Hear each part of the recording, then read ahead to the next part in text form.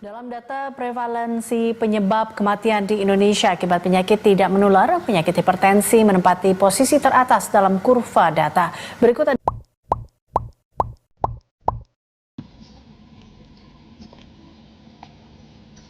Mens sana in corpore sano, yang berarti di dalam badan yang sehat ada jiwa yang sehat juga.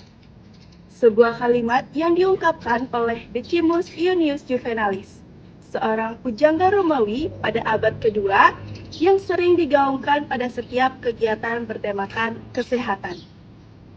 Dalam kalimat tersebut diingatkan bahwa kesehatan merupakan salah satu hal terpenting dalam kehidupan. Kondisi tubuh yang sehat dapat meningkatkan produktivitas seseorang. Namun, sayangnya, tidak semua orang dapat merasakan kesehatan tersebut karena adanya gangguan kesehatan yang menyerang masyarakat.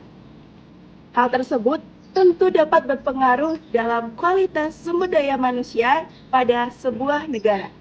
Salah satunya Indonesia.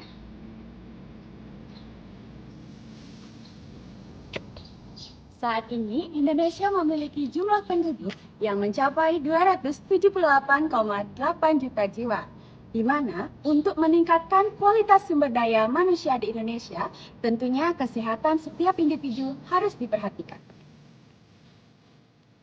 Namun tidak dapat dipungkiri bahwa Indonesia saat ini telah menghadapi ancaman triple burden atau beban 3 kali lipat, seperti permasalahan kesehatan seperti infeksi new emerging dan re-emerging, kemudian penyakit menular dan penyakit tidak menular.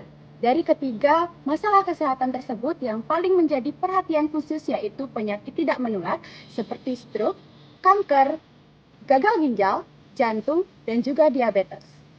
Saat ini pemerintah berupaya untuk menekan angka kasus dari penyakit tidak menular untuk mewujudkan SDG atau Sustainable Development Goals pada tahun 2030 dan juga mewujudkan pembangunan kesehatan di Indonesia. Namun sayangnya masih saja ada masyarakat yang meremehkan gejala awal dari penyakit tidak menular ini, salah satunya yaitu hipertensi. Hipertensi merupakan salah satu gangguan kesehatan yang disebabkan oleh peningkatan tekanan darah, sistol, diastol maupun keduanya, secara intermiten ataupun spontan. Menurut catatan WHO, pada tahun 2023 terdapat 1,28 miliar orang dewasa di seluruh dunia menderita hipertensi dan 2/3 di antaranya berada di negara berkembang dengan tingkat penghasilan rendah sampai menengah. Salah satunya adalah Indonesia. WHO memperkirakan prevalensi hipertensi akan terus meningkat dan memprediksikan sebesar 29% orang dewasa di seluruh dunia akan mengalami hipertensi. Nah, di Indonesia sendiri, kasus hipertensi telah mencapai angka 63 juta jiwa dengan angka kematian sebesar 427.000 jiwa. Maka dari itu, pencegahan dan pengobatan hipertensi merupakan salah satu hal yang sangat penting untuk dilakukan saat ini. Pemantauan tekanan darah dan terapi hipertensi diperlukan untuk mencegah peningkatan tekanan darah yang terus-menerus yang mengakibatkan komplikasi yang berujung pada kematian dan juga pembiayaan biaya kesehatan yang cukup besar. Penanganan hipertensi dapat dilakukan dengan dua cara, yaitu menjaga pola hidup sehat dan mengkonsumsi obat-obatan. Menjaga pola hidup sehat diperuntukkan bagi penderita hipertensi dengan komplikasi ringan, di mana tekanan darah dapat menurun apabila kita menjaga pola hidup sehat, seperti berolahraga secara rutin, mengurangi konsumsi garam, mengurangi konsumsi kafein, mengurangi konsumsi alkohol, dan manajemen stres dengan baik. Sedangkan konsumsi obat-obatan diperuntukkan bagi penderita hipertensi dengan komplikasi berat, di mana penderita hipertensi biasanya mengkonsumsi obat seumur hidup secara rutin menyesuaikan dengan resep dokter. Namun sayangnya, tingkat kepatuhan minum obat bagi penderita hipertensi di Indonesia masih sangat rendah karena masyarakat cenderung meremehkan hipertensi. Penelitian menunjukkan bahwa 53% penderita hipertensi di Indonesia memiliki tingkat kepatuhan yang sangat rendah pada minum obat antihipertensi. Padahal, keefektifan pengobatan hipertensi sangat dipengaruhi oleh tingkat kepatuhan minum obat antihipertensi.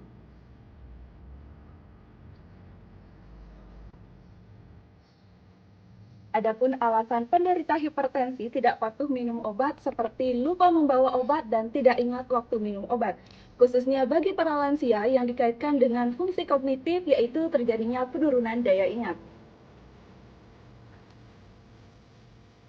Faktor yang mempengaruhi tingkat ketaatan minum obat dari penderita hipertensi, yang pertama ada persepsi atau pemahaman pasien terhadap penyakit yang diderita. Kemudian yang kedua yaitu faktor demografi, yang ketiga kualitas layanan kesehatan dalam pemantauan ketaatan minum obat pasien, kemudian yang keempat hubungan antara pasien dan tenaga kesehatan.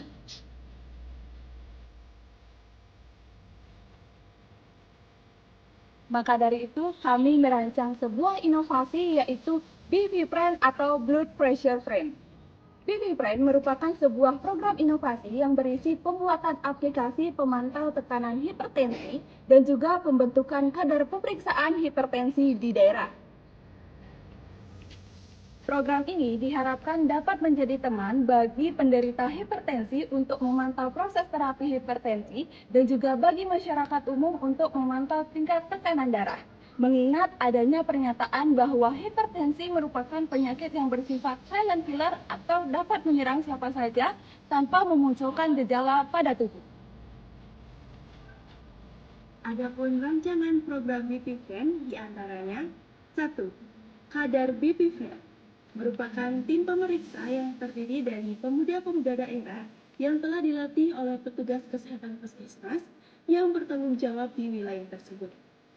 Pembentukan kadar ini tentunya melibatkan peran serta puskesmas untuk melakukan pelatihan terkait cara pemeriksaan dan pembacaan hasil pemeriksaan tekanan darah yang benar dan akurat, sehingga hasil pemeriksaannya dapat dipercaya.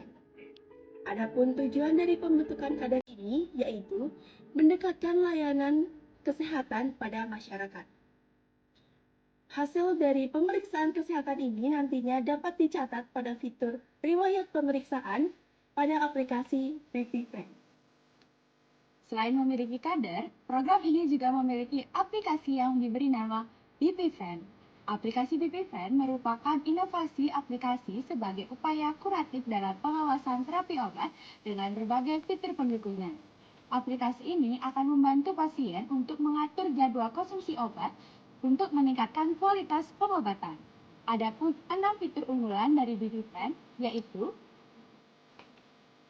yang pertama, intensi atau informasi hipertensi merupakan fitur yang memuat informasi mengenai definisi, penyebab, dan juga gejala dari hipertensi. Fitur ini melibatkan kerjasama dengan dokter spesialis jantung yang ahli di bidang hipertensi, sehingga informasi yang terdapat pada aplikasi ini dapat dipertanggungjawabkan keakuratan dan kebaharuannya. Pada fitur intensi, dilengkapi pula dengan edukasi berupa upaya pencegahan dan pengobatan dari hipertensi. Fitur ini diharapkan dapat digunakan untuk deteksi dini dari penyakit hipertensi dan melakukan upaya merawat diri dari hipertensi. Yang kedua, ada Jamino, jadwal minum obat. Merupakan fitur yang dapat digunakan untuk menyusun jadwal konsumsi obat-obatan. Pada fitur ini, pasien dapat menyusun waktu konsumsi obat disesuaikan dengan informasi obat seperti nama obat, dosis yang akan dikonsumsi. Yang ketiga, ada Fomino atau pengingat minum obat, yaitu fitur ini membantu pasien mengingat waktu minum obat. Fitur ini bekerja seperti alarm ketika waktu yang telah diatur pada jam minum tiba, maka fitur ini bekerja dengan mengeluarkan bunyi dan notifikasi keterangan nama obat yang harus dikonsumsi. Dengan adanya fitur ini, diharapkan meningkatkan kepatuhan pasien dalam mengkonsumsi obat-obatan. Yang keempat, pelayanan kesehatan. Pada fitur ini akan menampilkan fasilitas kesehatan yang tersedia di sekitar daerah tempat tinggal dari pengguna aplikasi. Pada fitur ini akan dilengkapi dengan alamat serta kontak dari fasilitas kesehatan yang tersedia di sekitar daerah tempat tinggal pengguna. Fitur ini diharapkan akan mempermudah pengguna dalam mengatasi masalah kesehatannya, dalam check-up rutin, serta dalam pengobatan penyakit hipertensi. Fitur yang kelima, Apotek Kita. Pada fitur ini akan menyediakan obat-obatan anti hipertensi yang dapat dibeli oleh pengguna menyesuaikan dengan resep dokter yang telah diberikan. Pada fitur ini akan dilengkapi dengan kualitas obat, serta rating dari masing-masing obat yang dapat menyesuaikan dengan kebutuhan dari penderita hipertensi. Fitur ini diharapkan dapat mempermudah pengguna dalam membeli obat-obatan anti hipertensi sesuai dengan resep dokter yang telah diberikan. Fitur yang keenam yaitu riwayat pemeriksaan. Merupakan fitur yang mencatat riwayat pemeriksaan kesehatan pasien.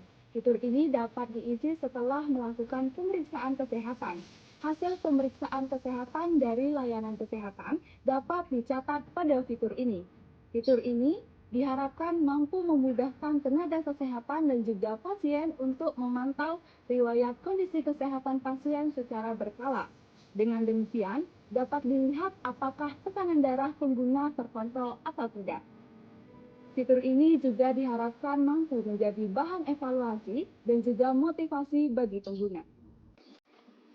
Aplikasi GiziTrend memiliki keunggulan dalam mengingatkan pasien hipertensi dalam konsumsi obat, di mana kepatuhan konsumsi obat menjadi salah satu faktor penentu dalam keberhasilan pengobatan hipertensi. Aplikasi ini terdiri atas fitur dan juga kader yang membantu meningkatkan terwujudnya Sustainable Development Goals 3.0.